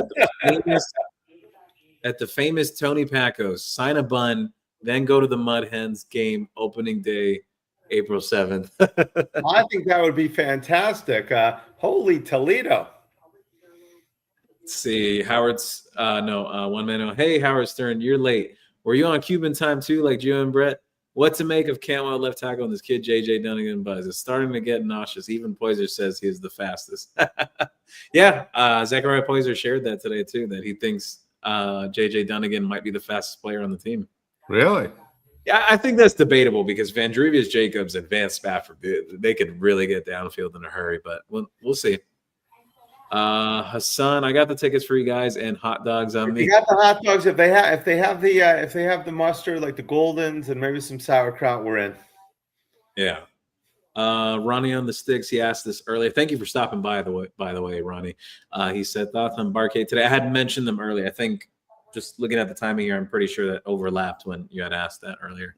Howard Stern, JJ Dunnigan making lots of noise. Let's see how he does when the pads are on, but I'm excited for him. I agree. Pads is the biggest thing. You got to see how it looks like when the pads are on. Juan Manuel, I like female volleyball players in shorts. You can learn a lot of how healthy their legs. How come Mario didn't address number 87 with deportation readily available? Let's see. Howard Stern, one, Bauman needs to be deported immediately. Did you hear about his bench press worse in combine history?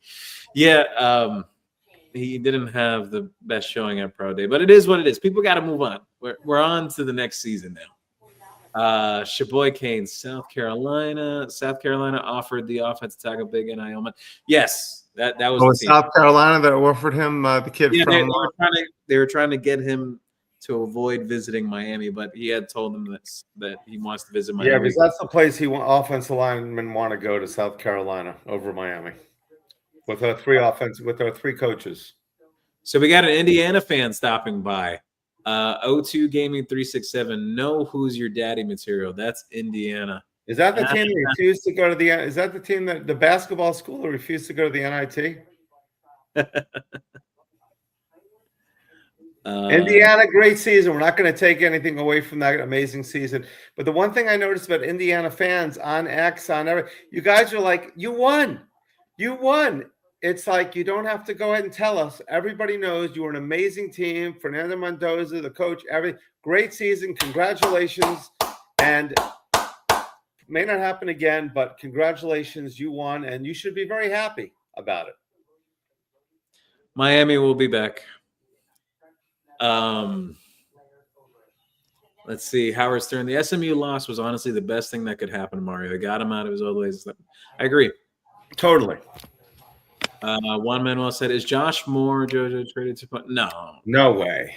It's not a mental thing. JoJo always had a ton of talent, by the way. Mm-hmm. And I hope he succeeds. Where'd he go, JoJo? He went to NC State. So far, so good. They don't play us this year. That what happened? Did they play us this year, NC State? I gotta check the schedule again. I can't remember off the top of my head. Yeah. So all right. Well, Brandon Brock 79. Do you guys think attendance at games will now increase significantly or no? Thank you for stopping by, Brandon. It depends on what you mean by the term significantly. I do think possibly a little boost early on in the season, just coming off a run like that. There'll be a rush of people like with FOMO, like fear of missing out about like watching Miami as a program. Yeah. Yeah. We did not draw. We didn't draw well in the Orange Bowl when we played the Rutgers, the Temples, and those teams, and we were champions for multiple years. We didn't share. I mean, it wasn't until like 2000 that we started drawing for everybody, and I don't know. I hope so. It's. I mean, I always say it's 7 or 8 games. We talk about it all year long, and then people don't show up, and it's the cheapest ticket in the world for 9 games. Might as well go and support the players. And if nothing else, we haven't, people think they talk on X or they talk on wherever, Facebook, people, Instagram, they think like, oh, they can make a difference. The real difference you can make is going to the games, having the players see you and realize, hey, I want to play in front of these guys. And you never know, that one extra voice can make a difference. When we get loud, and in a game that we've sold out, it's very difficult in that stadium for the offense to hear. So we're at a big advantage, right? And you can say we lost the national championship game. Well, we only had 50% of the crowd at best. So when we are the team, the home team, and we sell out, it's very difficult for the other team. King Kel 425. Gio, how did it go today? That is Kellen Wiley's father. Went really well today. Your son looked good out there too, by the way. He's got him big. He's more defined in terms of muscle and mass now. I hope he puts it all together on the field this spring, because if he can match the athleticism with the concepts and the preparation, I do think he could be a nice, pleasant surprise this year. I know they're really trying to push him to get into that rotation this season. A Hoplite said, LOL. Hassan said, Brett, you're too modest. You and Gio are number one in my book. Mondo will be higher if he stops liking the Lakers. Well, thank you, Hassan. We always appreciate your kind words, and it is our goal. And yes, Mondo, we can't hold it against him. He likes the Lakers, but he's still a good guy. Howard Stern, 9379. I have respect for Florida State. I hate Florida, but unfortunately, Florida State is not going to get through this. They have no money. They're in a shitty area. It's over for them. Money talk. I agree, but I mentioned that earlier today that, just talking about that with some people, I don't think they'll be down forever. I just don't think the end, like the light at the end of the tunnel, is anywhere close for them right now. Atlanta Falcons Fandemic or 3XB. I'm a huge Kane fan. You just got one more subscriber. Go Canes. Thank you, Atlanta Falcons. Subscribing. Or 3XB. It's a brand new channel. Thank you for subscribing. Thank you. We appreciate it. King Kel 425. I'm sure you guys have spoke about position depth on offense and defense, but my bold prediction, we will see Torre and Wiley starting at linebacker this year. Yeah. Look, I just want to see that competition be fierce. I want to see the bar raised for linebacker at Miami. I think that standard hasn't been met yet in terms of like the history behind that position at Miami since Mario's arrived. I know Corey Heatherman, one of his biggest specialties is the linebacker position. So I hope so. I hope so. I have really high hopes for your son. I hope they both star and we become LBU again. From like a just size and stature standpoint, Brett, his son is like 6'4", 240 pounds and can run and jump out the gym. Wow. If it all comes together this spring, like I think people forget this too. Marquise Lightfoot wasn't a big contributor his first year and made that jump the very next spring, which was right before last season. I look at some guys like that, like a Kellen Wiley or like a Josh Moore that, there were some flashes, but they could take it to the next level this year. No, it's, it doesn't happen right away for everybody. I mean, it's a learning. The game is faster than high school, just like the NFL is faster than college. Yeah. A lot to learn, and like we say, all it takes is one great year for a player to get to where he wants to be. But you love to see improvement. Yep. Juan Manuel Ventura, an FSU visiting prospect, when asked about practice today at Florida State, he said it was mediocre. Kids, they don't lie. I heard about that. That was actually kind of fun. Yeah. They're not drawing a great crowd in Tallahassee right now. Howard Stern, the odds of Florida State coming back is the odds of Aaron Judge becoming a clutch hitter in clutch moments. It's over for them. Juan Manuel, have you guys seen FSU schedule in 26? If they go 8-5, he may deserve a second look. And Kellen Wiley's father said FSU will not go 8-5.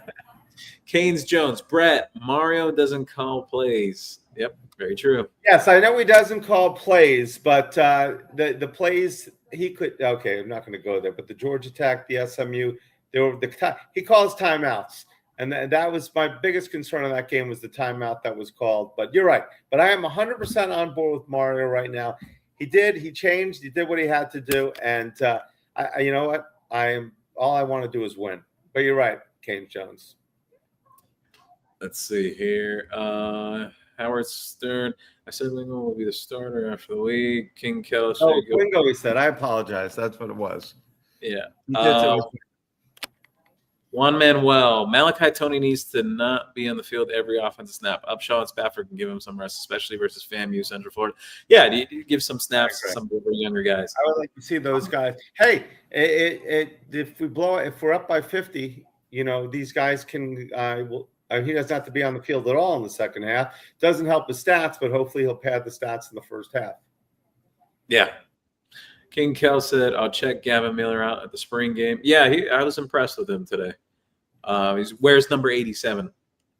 Juan Manuel, yes, your opinion on watching Gavin Miller and Cole McConaughey today. So, yes, Cole McConaughey switched to tight end this offseason. He's got a new number as well. He's no longer wearing 44. He's wearing 89. I didn't notice too much from Cole McConaughey today. Jackson Carver is actually practicing again. I forgot to mention that.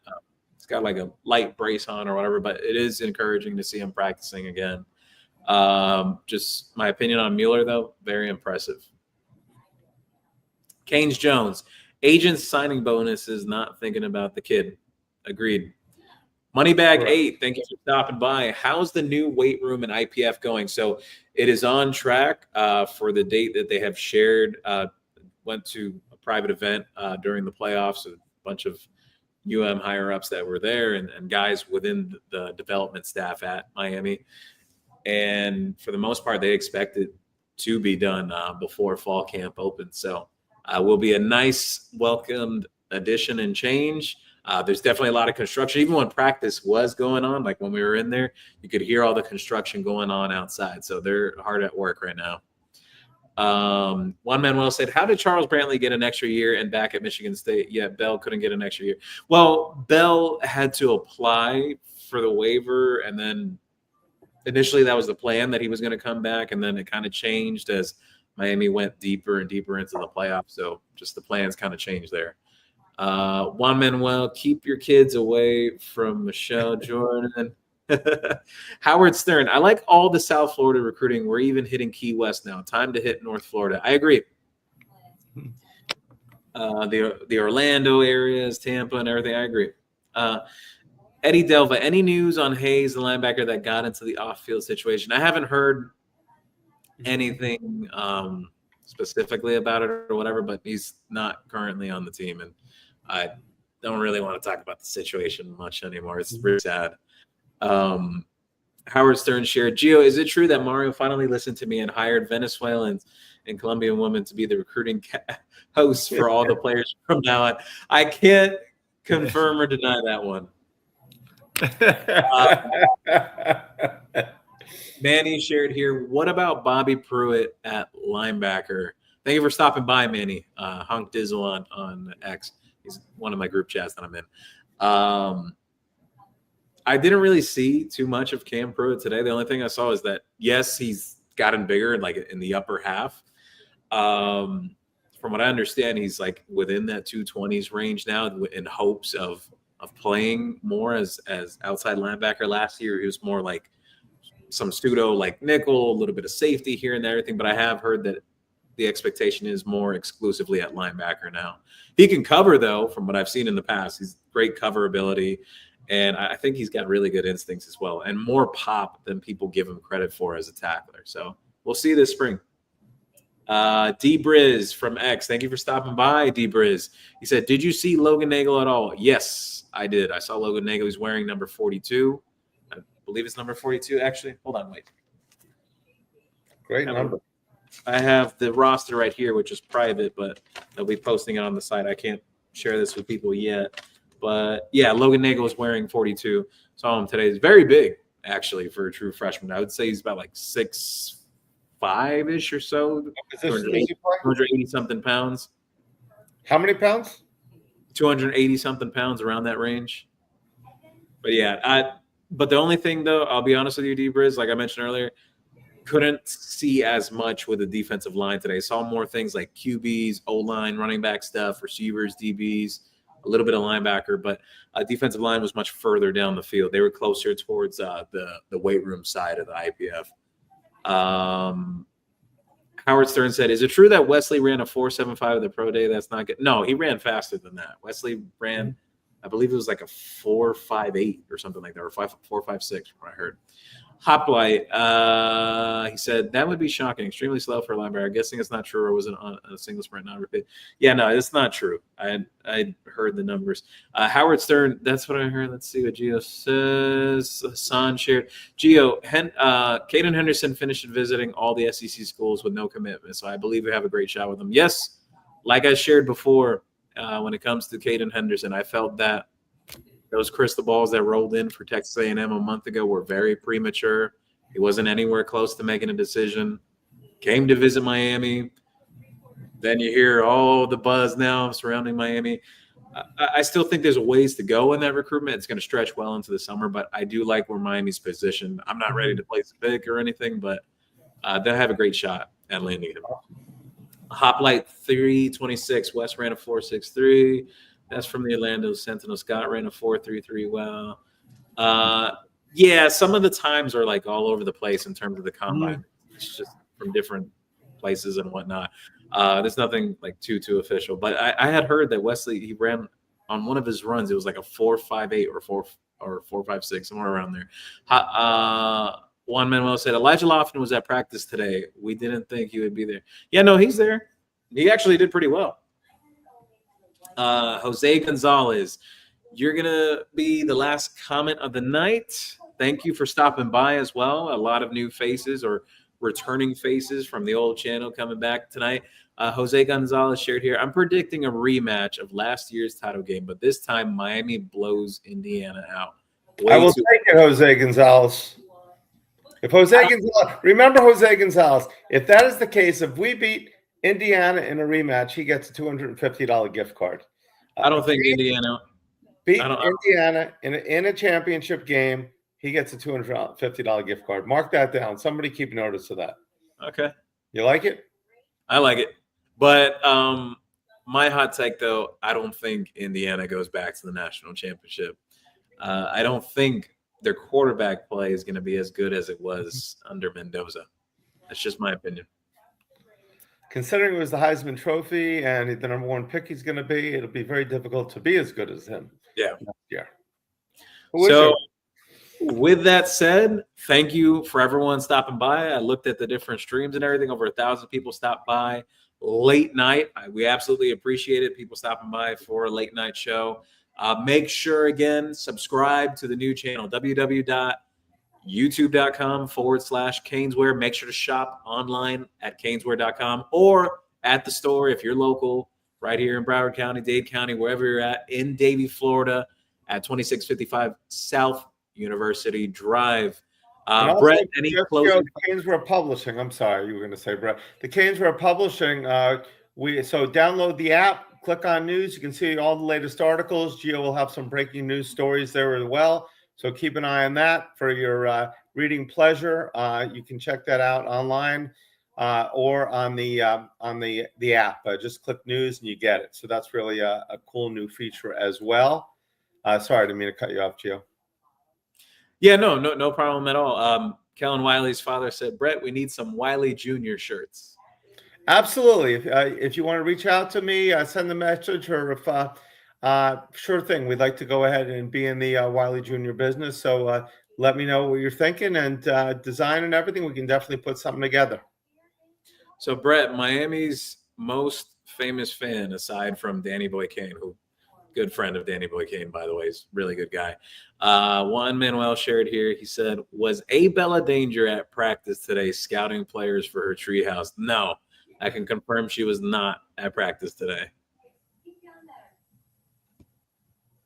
All righty, everyone. So we're going to get up out of here. Thank you, everyone, for the support. We'll be back again Thursday evening. Practice resumes again Thursday morning. I'll have an instant reaction sometime after 12. You know, I make my way back home, have some lunch and everything, whatever. So it'll be sometime after 12, and continue to expect more content. There's going to be the writing content like Brett shared, at CanesWear Publishing. You can find it on the website, CanesWear. Hit the 3 tabs at the top left where it says news. You can find articles there.